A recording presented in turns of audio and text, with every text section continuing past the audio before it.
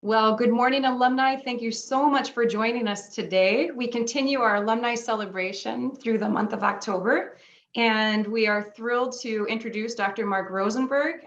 He will present on the state of medical education. And without further ado, welcome, Dr. Rosenberg. Welcome, students. Thank you very much, and welcome, alumni. It's a pleasure to present the state of medical education to you. And I'm going to start off, as Christiana said, but the stars of this show are the 6 students who are joining us. My official title in the medical school is as Vice Dean for Education and Academic Affairs. I'm also a practicing clinical nephrologist, and if I have any conflict of interest, I think the kidney is by far the coolest organ in the body. So the way the dean has education organized in the medical school is an office of medical education that includes admissions and then the continuum of medical education. So the 4 years of medical school, graduate medical education, so residencies and fellowships, and continuing medical education, which we now call continuous professional development. There are a few other things. We have a medical education outcomes center that really tries to work with data and use it to advance educational outcomes. We're one of the only medical schools in the country that has an undergraduate degree program in mortuary science. And then we have a very large anatomy bequest program that deals with body donations and requests for use of anatomical specimens.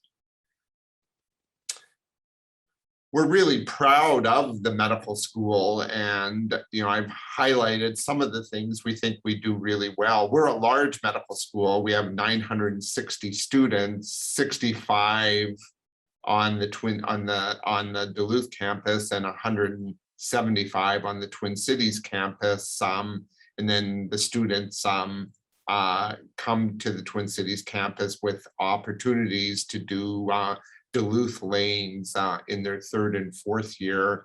But we were first in the nation for producing family physicians, 3rd for rural physicians, 5th for primary care physicians, 13th in the nation for graduates who practice in rural areas. And when we've looked at all practicing physicians in the state of Minnesota, 70% have either gone to medical school, done a GME program, or both at our medical school. So there's huge potential to impact the physician workforce of the state, and then consequently the health of Minnesotans. I'm going to go through some data because I think it's always interesting for people to take a look at that. And this is our incoming class. So the class that started at the end of August of this year, they're the class of 2025. As I mentioned, 65 start off on the Duluth campus. There's 165 on the Twin Cities campus, plus 10 MD, PhD students. So the total is 240, but you get a sense of, and these numbers have stayed relatively constant over the years, 80 to 85% are Minnesota residents. This year, 21.5% on the Duluth campus are underrepresented in medicine, which includes African-American, Hispanic, Latinx, Native American, Pacific Islanders, and 18.8% are from underrepresented groups on the Twin Cities campus. The last number of years, a predominance of women in the medical school class, and you can see the numbers here. Our students graduate and do really well in the match, with most getting their first or second choice of where they want to go and what specialty they want to practice in. This is just some data over the years on how many stay in Minnesota in yellow to do their residency, and then how many choose a primary care residency, which includes internal medicine, pediatrics, family medicine and medicine pediatrics. Not all stay in primary care, but this is the data. And through our Education Outcomes Center, we're able to track, where our graduates are practicing. And, this is almost 10,000 graduates over the last many decades. And you can see that a lot are in Minnesota, and the orange color is the more rural areas, and then you can see where they are across the country. So we produce a lot of physicians, and a lot stay in the state to practice. We're very interested in whether our education can impact, where graduates choose to practice, and what specialties they choose. And we just finished a study that's just getting published on our Rural Physician Associate Program, which is a 9-month program open to students from both campuses that they do in the 3rd year of medical school, and very much focused on rural health. The students go into a rural community and a practice and health system there. And when we go back and look at, what the outcome of this program is, compared to, and so it's abbreviated RPAP, compared to non-RPAP students, much higher percentage stay in a rural area, practice in the state of Minnesota, practice a primary care specialty, and practice family medicine. So these are results we're very proud of.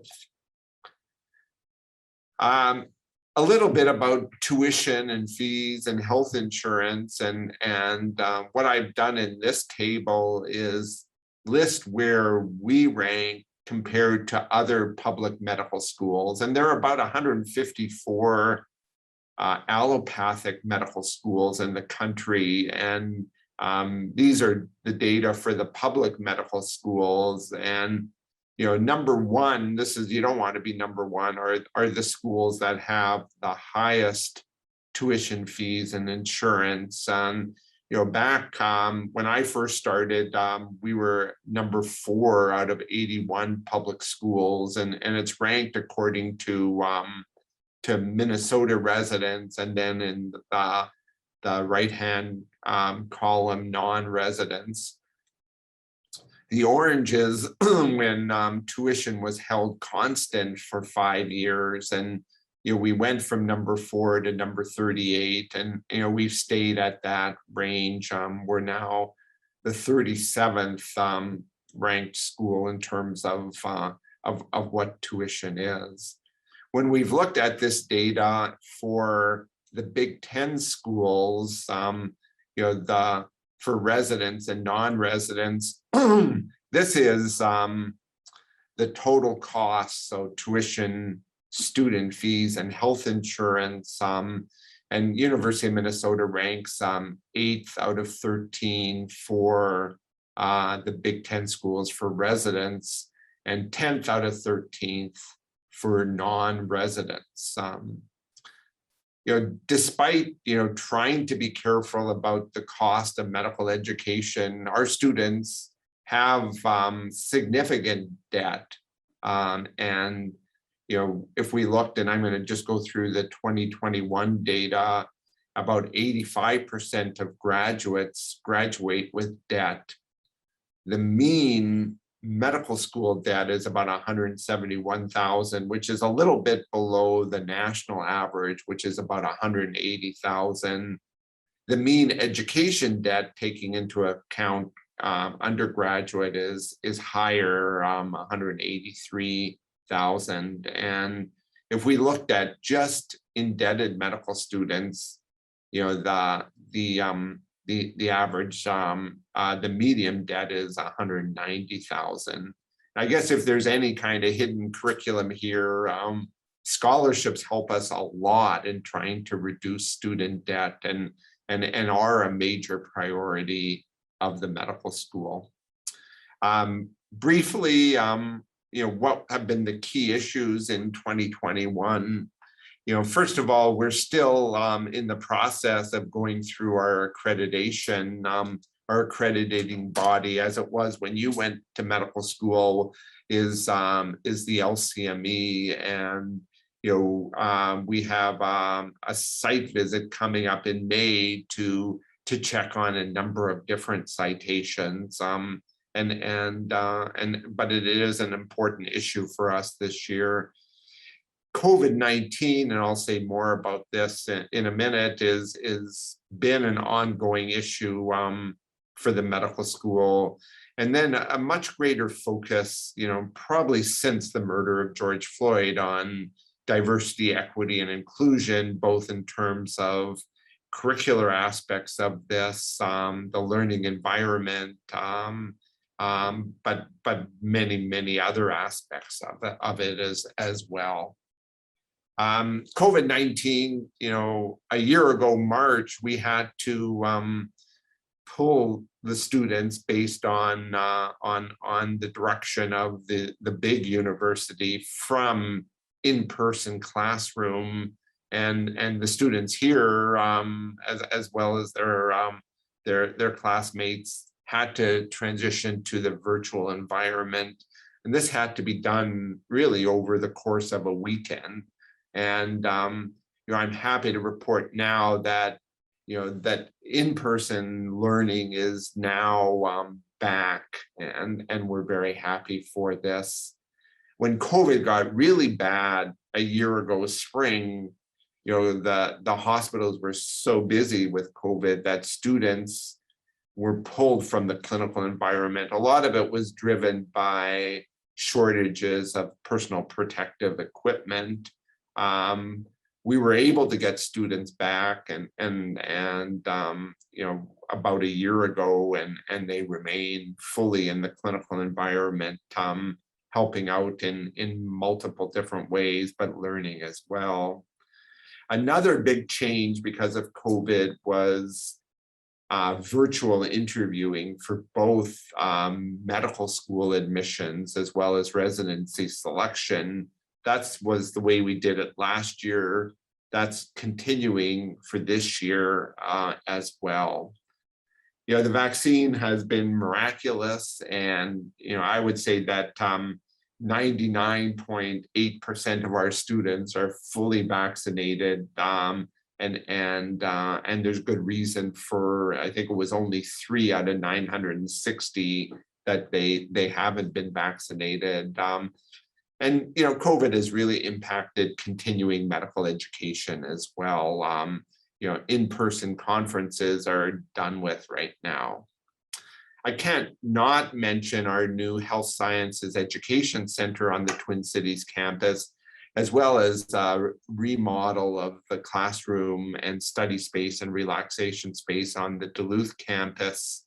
This is a generational thing that has been a huge development, but a whole building dedicated to health sciences education, with windows and lounges and study space and wellness spaces and 2 floors of simulation. This has been a huge advance.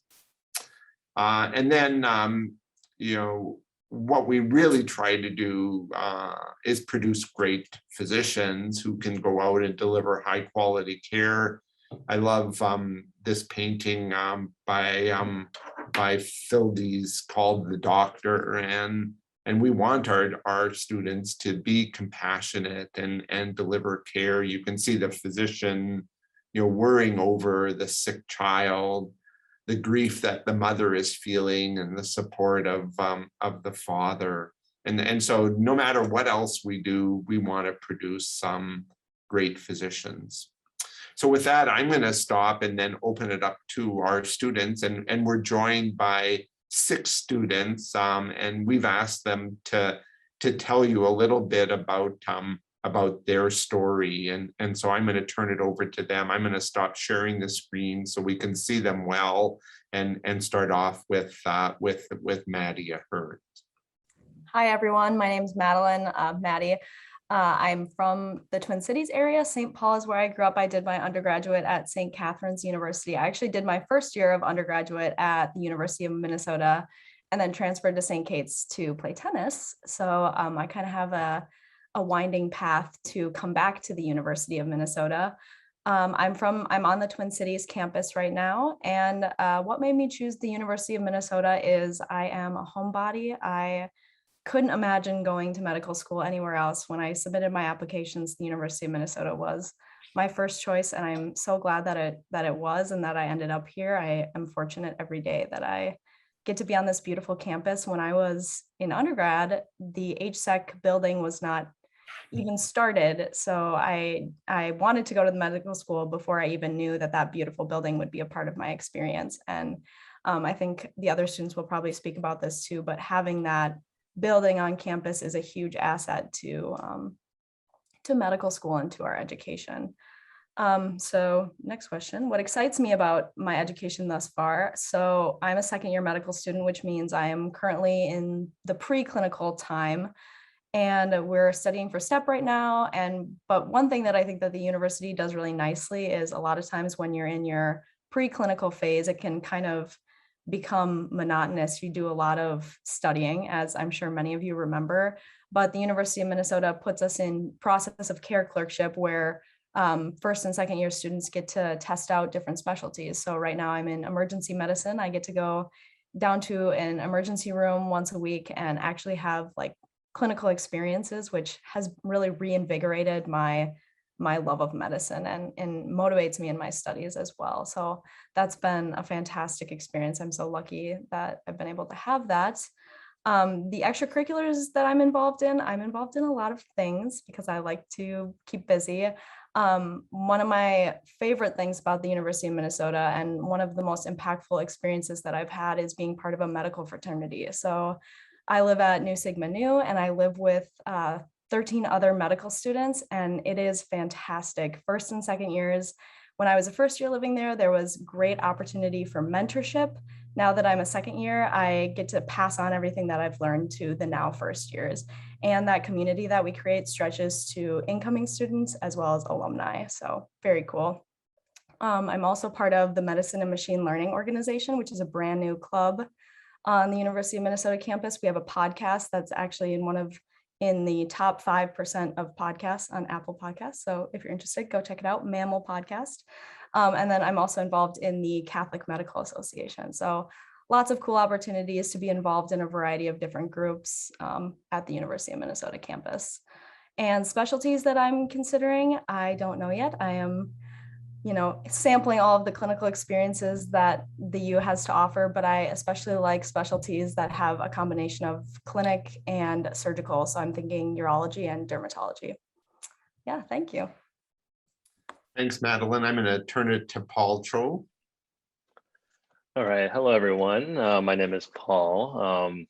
I was originally born in Korea, but I moved here to Rochester, Minnesota when I was very little.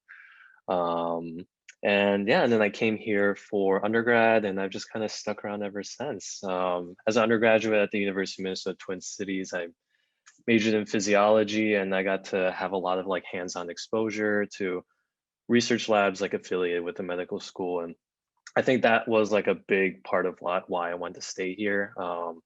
I just saw like a lot of like the collaboration that occurred between physicians, but also like other health disciplines, and especially like even industry professionals. And it felt nice to like know there was just so much going on in the Twin Cities with like the medical school here, so many amazing health systems, but also like Medtronic and a lot of like industry and innovation going on. So I just really want to stay in that kind of like milieu. Let's see. And I'm also third year right now, like I said, and I went to the Twin Cities campus here, and I'm staying in the cities for my third year rotations. And that's a good segue into the next question about what excites me. I'm currently in a longitudinal clerkship Helix program at HCMC, which means I'm at HCMC for the entire year, and not like a traditional block structure, but more like a free form kind of choose your own adventure kind of thing. Which has been nice, and that really excites me about what I kind of get to learn, because it's more of an emphasis on following patients through multiple different like lenses of medicine. So I could see a patient with the medicine team, but also get to see their surgery with the surgery team the following day, and maybe follow up with them in the outpatient clinic. So it's been really nice to just kind of get that story continuity view of patient care. And that's been like really helpful for me too, since I'm really interested in learning more about like hospital and healthcare systems. So that's been a very nice boon. In terms of extracurriculars, as a third year, it is kind of hard sometimes to stay involved, but I was one of the founding members of the cardiology interest group. And I was also involved in the integrative medicine clinic, which was really fun. And then let's see, I'm also continuing to be part of the Student National Medical Association as like a mentor for undergrad pre-medical students. And I try to keep up with a lot of the research projects I started in the preclinical years, which was unfortunately a little delayed due to COVID, but it's been nice to just kind of keep up those skills. Specialty wise, I think it's been interesting, the discernment process, especially in the third year, but I really like internal medicine and hoping to do a fellowship in palm crick care eventually, but we'll see. I feel like I still have a lot to learn. So thank you for listening. Thanks, Paul. And we're going in alphabetical order. So I'm going to call on Bayla next. Hi, I'm Bayla. I grew up here in St. Paul, Minnesota, and I went to undergrad also at the University of Minnesota, Gopher through and through. I chose the University of Minnesota for medical school in part because of all of the exciting research opportunities that are going on. We have like a top academic center, some really cutting edge stuff. And I also looked at this atmosphere of collegiality and students getting along and supporting each other was something I really saw when I went to interview and drew me to this university. Right now, I am a fourth year student. And like Paul, I also did a longitudinal integrated clerkship last year. I did one at the VA Medical Center, and this has been one of my favorite parts of all of medical school. I had the opportunity to follow a panel of about 30 patients throughout my entire year. I would go to most, if not all, of their appointments, and I would walk them through new diagnoses, coordinate care for them, call them when they missed an appointment, see what was going on, follow them to surgeries, different clinic appointments. It was a hugely gratifying experience. I also got to complete a curriculum in evidence-based medicine, which I realized I'm really passionate about, as well as a quality improvement curriculum. In terms of extracurricular activities, a lot goes on in the first and second year, but continuing through the third and fourth year, I've been involved in some QI projects, and one of them was at the VA center involving resources for patients with alcohol use disorder. And I recently found out that the changes that we students wanted to make to the electronic medical record actually happened, which both surprised and gratified me that we were able to make a change to the EMR, which I think is very difficult. I also run a student group every week. We meet over Zoom and we practice giving oral presentations. And this has given me the opportunity to practice mentoring students and have a little bit of med ed experience in an informal setting. I have applied for internal medicine residency, and I'm now in the process of getting interviews. Once I do residency, I'm thinking about fellowship in either gastroenterology or infectious disease or nephrology, because the kidney is awesome. And I'm excited to see what comes next. Great. Thank you, Bayla, and thank you for mentioning the kidney. You don't have to, but I appreciate it. So continuing in alphabetical order, Alex. Hi, everybody. Yeah, I'm Alex. I originally grew up in Duluth, Minnesota, and I went to school for undergrad in St. Louis at Washington University. I came back to Minnesota after graduation and kind of knew that that's where I wanted to end up. But similar to what Bayla mentioned, going through the interview process and recognizing the importance that people place on like just collaboration, as opposed to some other, there's some other cutthroat activities at other medical schools that you hear about. So I really appreciated that about Minnesota. And then also something that Dr. Rosenberg talked about, which is tuition. Obviously, that's a huge factor in decision making. And then what excites me about this education so far is I've really appreciated the transition from first and second year to talking more clinical based. We were very classroom based, and we still are for our second year, but we were very classroom based, and we didn't get to kind of experience like how to treat patients and what are the medications that you're using. It was more biochemistry and genetics related. So that's what's really excited me the most about this second year, and then kind of preparing us to go into our third and fourth year clinical rotation. As far as extracurriculars, I am a part of the MedPeds interest group board, and I also work at Hennepin County in the ER as a healthcare assistant. And specialties, I am a little bit undecided, but I'm thinking more along the lines of medicine. I'm interested in adult medicine and pediatric medicine, and I'm hopeful that I will get some more clarity in the next few years, but I may end up applying to MedPeds. So yeah, thank you. Great, thanks, Alex. Katie? Hi everyone, my name is Katie McLaughlin. I grew up in Hibbing up on the Iron Range in northeastern Minnesota. I'm currently a first-year student on the Duluth campus.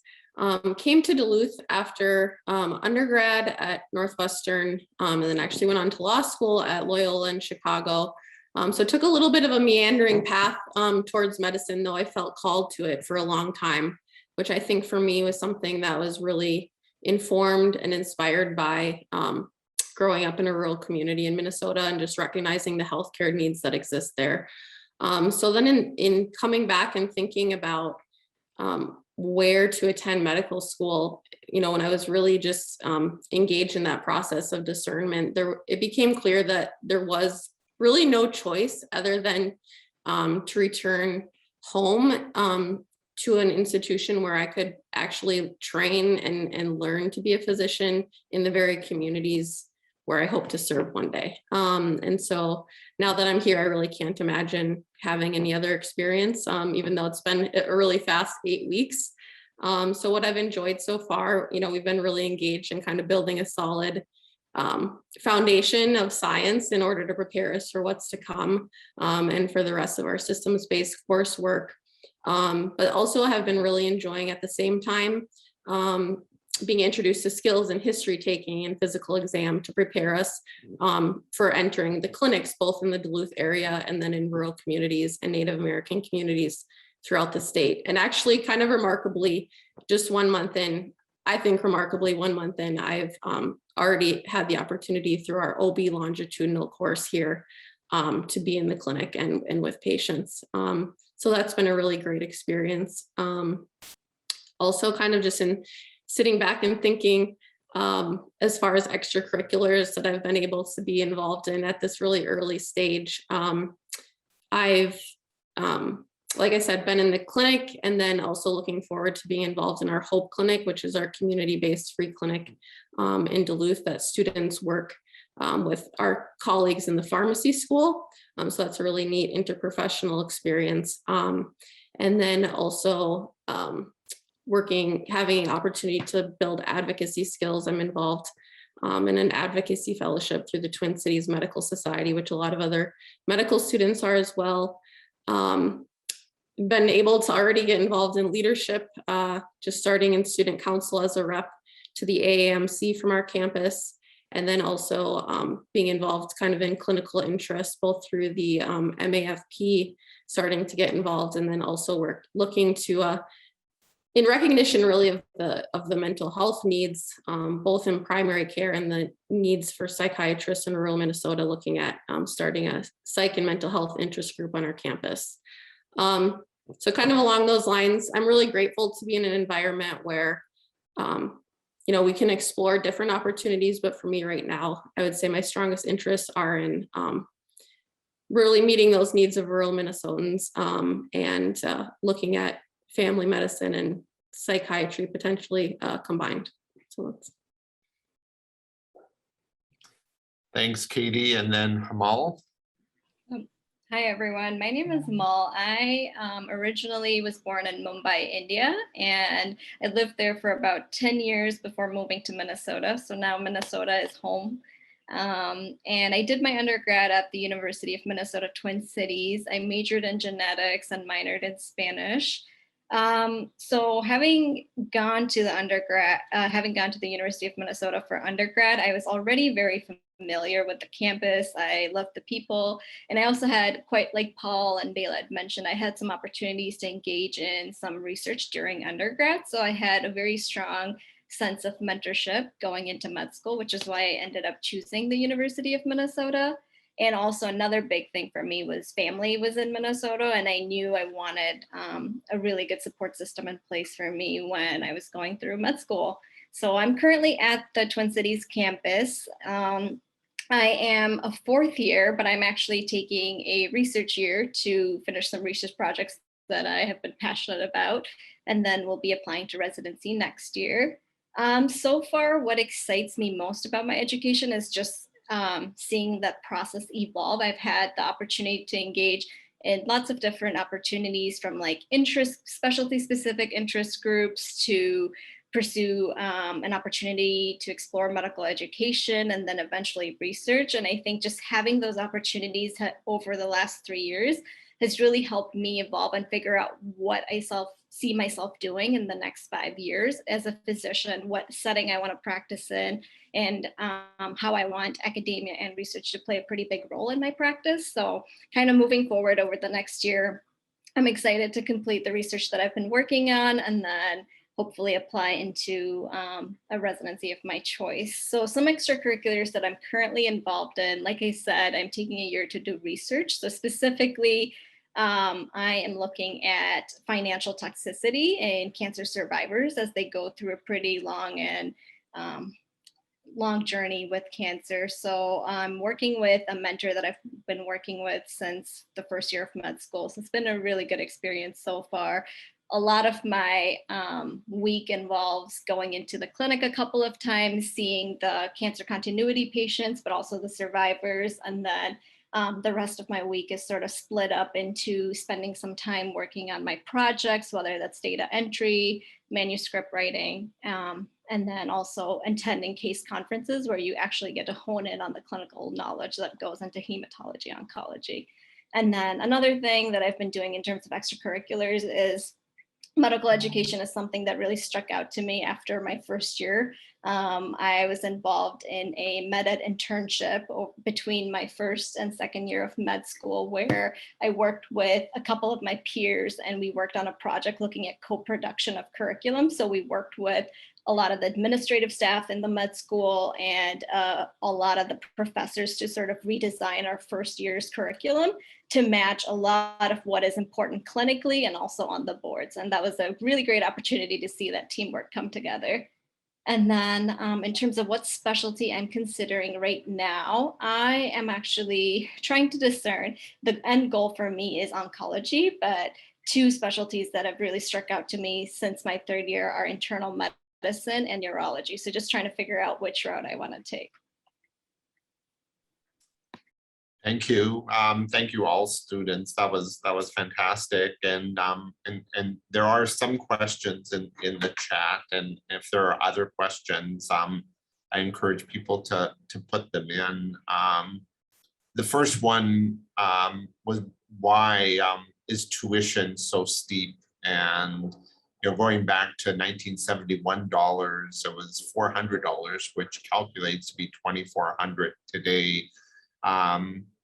The 41,000 is including student fees and insurance for a resident, and it's just a little bit over 37,000. It's expensive for sure, and it really it is a huge barrier for students. and we hope it's not a determinant of what career choice students make, but I think it definitely does factor into that. I'm not sure. I mean, you could ask the question, why is higher education itself so expensive these days compared to the way it was, and whether it's the infrastructure of a university these days, the cost of faculty salaries, of other resources, of IT and things. I mean, it probably all factors in, but it is a huge amount of money that students have to deal with. There's been, the most famous medical school, the NYU has gone to tuition free, or at least,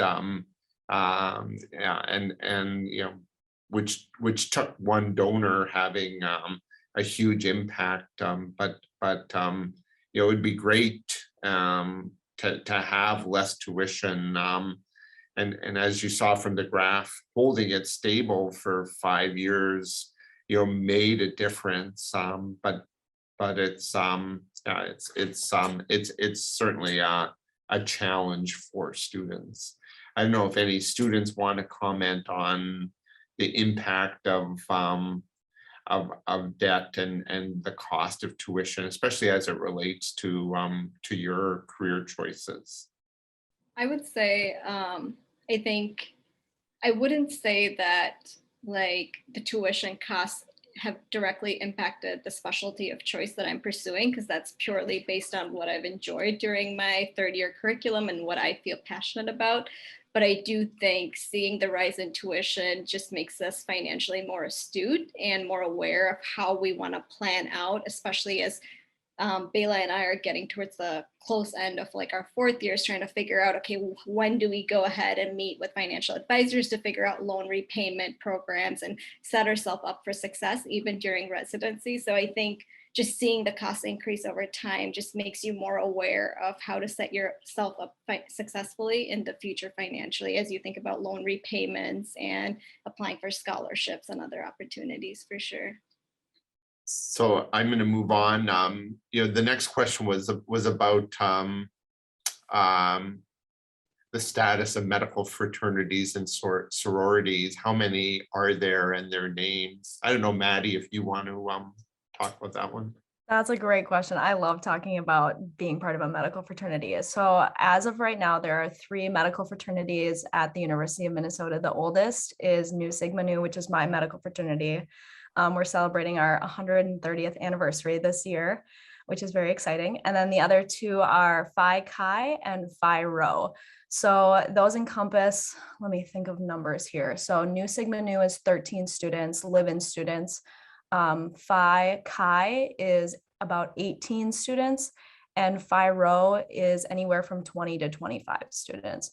So a significant portion of first and second year medical students live at medical fraternities, and from my experience, they're a great way to like immerse yourself in the medical experience. And they're not for everybody, but I will say like we have a really diverse group of people at our medical fraternity. We have like people that are older than 30 years old. Like we have people that are married that live at our medical fraternity. Like there are people that have emotional support animals. Like we're very accommodating to people living their adult life and also like being in medical school and wanting to share in the medical experience. Does that kind of answer the question that was asked? I didn't see that one, but yeah, that's great.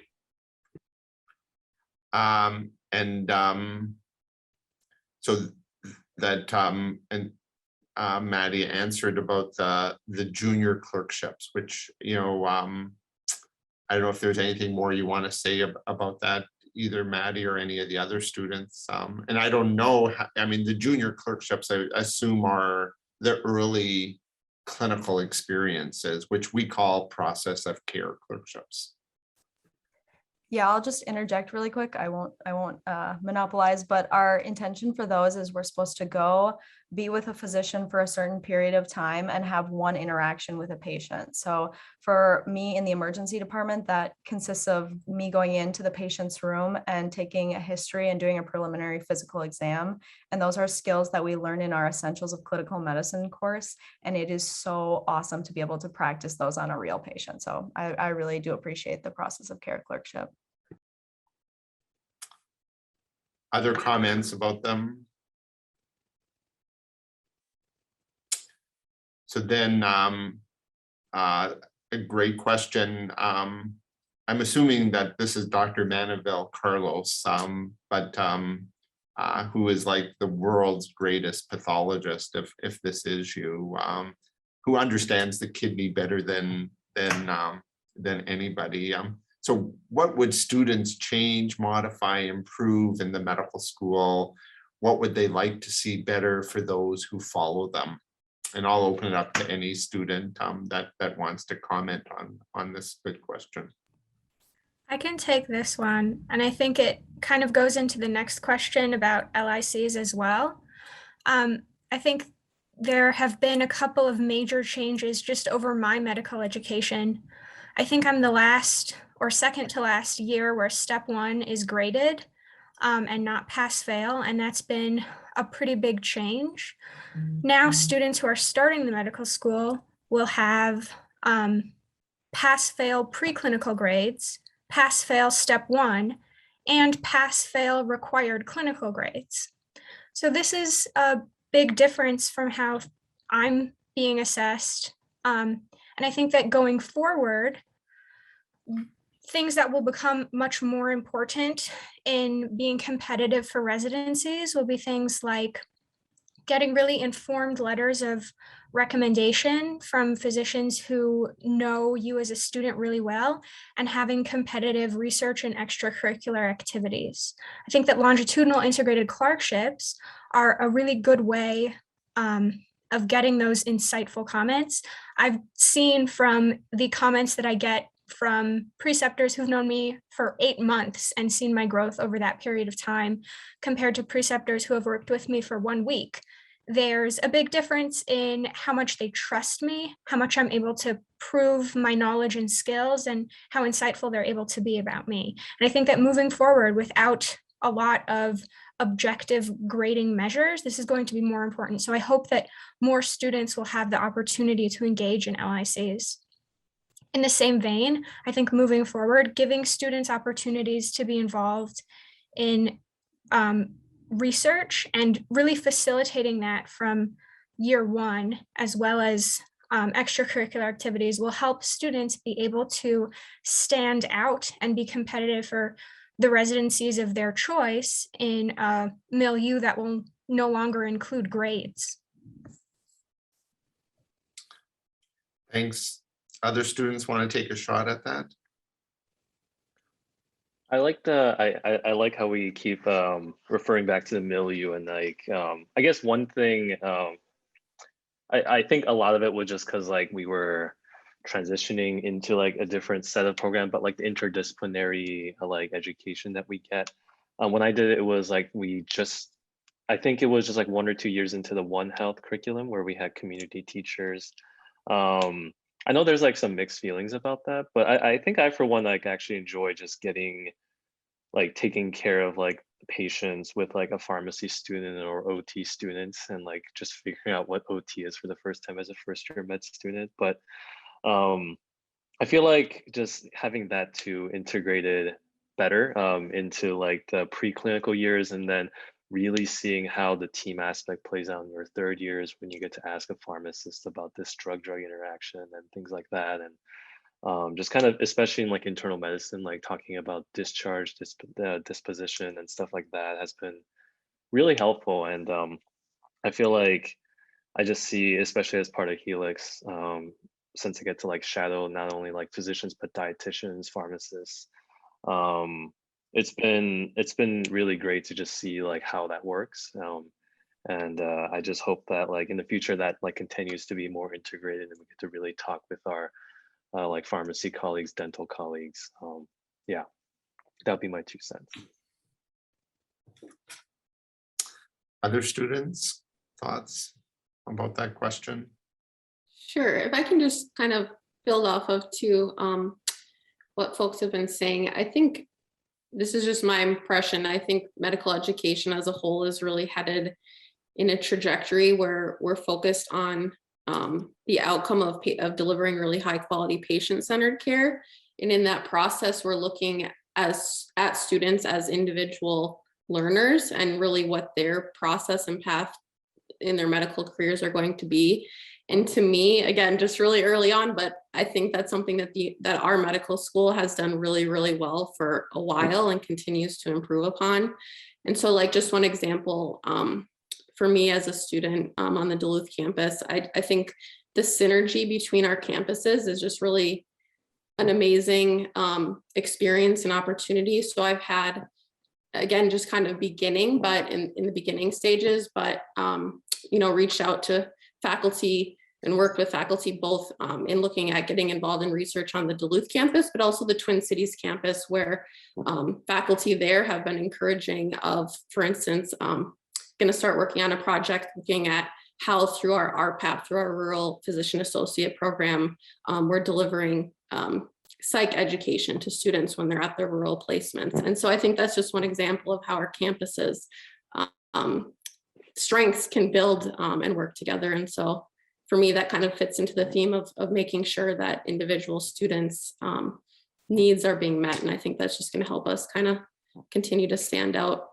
both as students and as an institution as we move forward. So.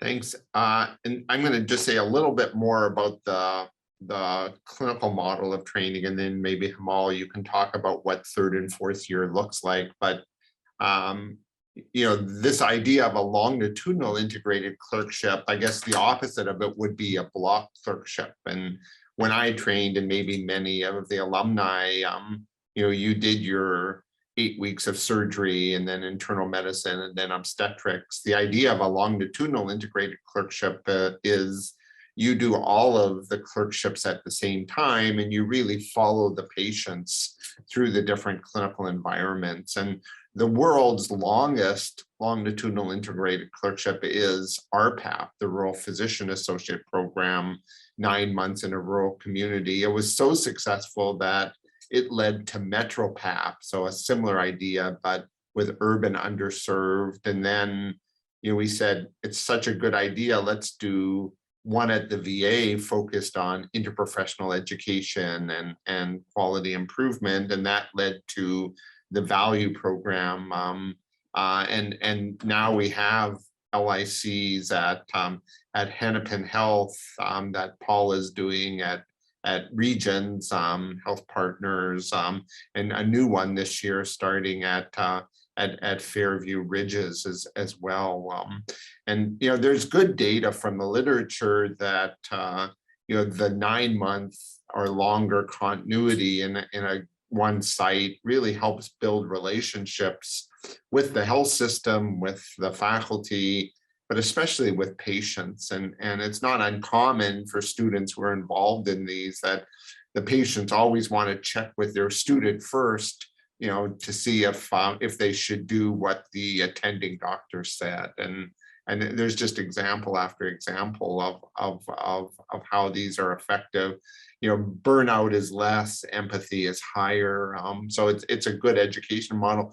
Now it's probably about 35 to 40% of our students can take part in an LIC as the educational model. There are still students who really like the traditional block clerkship model where they can rotate to the different sites and experience medicine at the different sites. So Hamal, you want to talk a little bit about third and fourth year and how that plays out? Sure. Yeah. So I'll talk a little bit about the traditional routes. If you don't end up applying or doing any of the LICs that Dr. Rosenberg mentioned, then for third year, you have the option to do the traditional model, which is what I happened to do last year during my third year rotations. So obviously with the caveat of COVID changed things a little bit, but I'll talk a little bit about how it traditionally has been for third year. So last year, we have core rotations or clerkships that we do. So those are things like pediatrics, OB-GYN, psychiatry, medicine, surgery. And I'm not sure if I'm missing any. I think neurology is also one, but that was made to be elective as of last year. And then pediatrics is 4 weeks. The thing about the traditional ones for all of these different clerkships is that you have the opportunity to select the site at which you want to rotate at. So the only site that you couldn't rotate at was HCMC, since that was part of the Helix program that Paul and Dr. Rosenberg were mentioning. But other than that, all of the hospital systems in the Twin Cities and nearby areas, and sometimes even as far out as Duluth, are options for you to do your traditional rotations and clerkships. So pediatrics is 4 weeks. Psychiatry is 4 weeks, OB-GYN is 4 weeks, medicine is 8 weeks, and surgery during my time was 8 weeks. However, I do believe that has changed over this year for these year's third year students.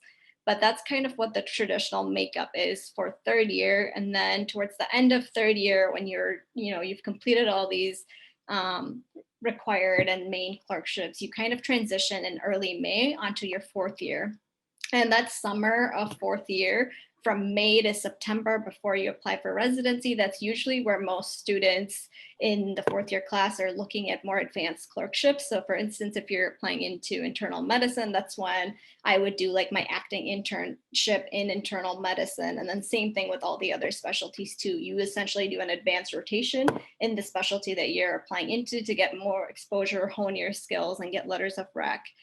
And then moving forward after September, when you apply for residency, the rest of fourth year is really catered to fulfilling graduation requirements. And there are certain rotations even during fourth year that are required. So things like the emergency medicine rotation, that is a required rotation. However, if you're not planning on going into emergency medicine, then that's not something you have to fit into your third year schedule, and you can push to fourth year.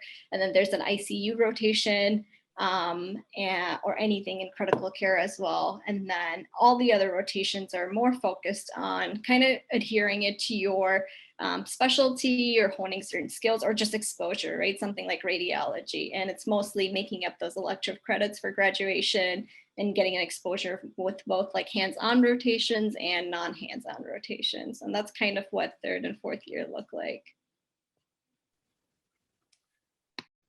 Thanks. And this may be the last question, but I think it's a good one. And it's for medical students who were married when starting medical school, but I'm going to broaden it to just a general well-being question. How do students maintain relationships, family connections, friend connections, and stay well during medical school? And I'll open it up to any students that want to comment on that. I guess I could take a shot at this first. So my girlfriend and I of 9 years. She's also a dental student, so that also puts a whole nother factor into that. But yeah, I think it's been great to have like some of like the independent learning time that we got during like their preclinical years. That's honestly been not only for like research and exploring like career options, but just like spending some time to just kind of catch up and maybe go on a walk at least, grab some food together on campus. That alone has just been like a huge boon for us. And that's definitely contributed a lot to my well-being. It also helps that I think the medical school definitely has improved on like some of the mental wellness and like resources there are for wellness in general. A lot of it is student-led, which has been very helpful as well, because then I feel like students only get students. Oh, sorry, it also helps to have a cat nearby. But yeah, overall, I like that the medical school has like emphasized a lot of flexibility, and that I think that in itself has given me a lot of space and like opportunity to just be creative and just like how I balance out school and my personal well-being. Other students want to weigh in?